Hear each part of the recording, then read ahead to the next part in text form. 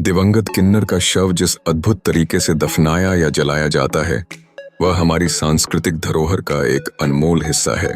इसके पीछे केवल एक परंपरा नहीं, बल्कि कई रहस्यमयी कारण भी छिपे हैं।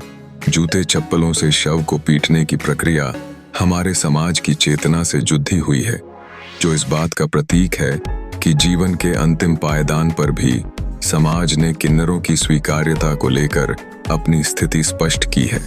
जब हम रात के समय में शव यात्रा की बात करते हैं, तो यह एक विशेष प्रतीकात्मकता का प्रतिनिधित्व करता है। धार्मिक मान्यताओं के अनुसार रात का समय आत्मा की शांति का प्रतीक है।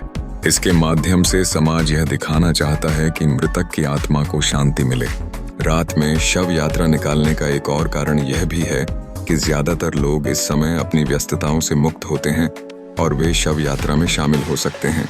आधुनिक समय में किन्नर समुदाय पर आधारित यह परंपराएं समाज में इन्हें एक अद्वितीय पहचान देने का कार्य करती हैं।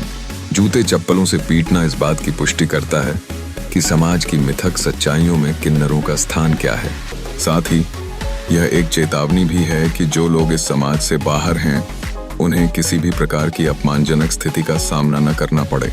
इस प्रक्रिया से जुड़े और भी रोचक तथ्य हैं, जैसे कि शव यात्रा के समय आमंत्रित किए जाने वाले विशेष व्यक्ति जो इस यात्रा में शामिल होते हैं, वे किन्नरों के प्रति समाज का दृष्टिकोण बदलने में महत्वपूर्ण भूमिका निभाते हैं।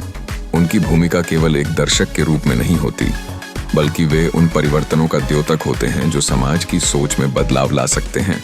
इस प्रकार दिवंगत किन्नर का शव यात्रा एक सामाजिक और सांस्कृतिक घटना है, जिसमें न सिर्फ प्राचीन परंपराओं का निर्वहन होता है, बल्कि यह मृत्यु के समय की मानवीयता को भी उजागर करती है।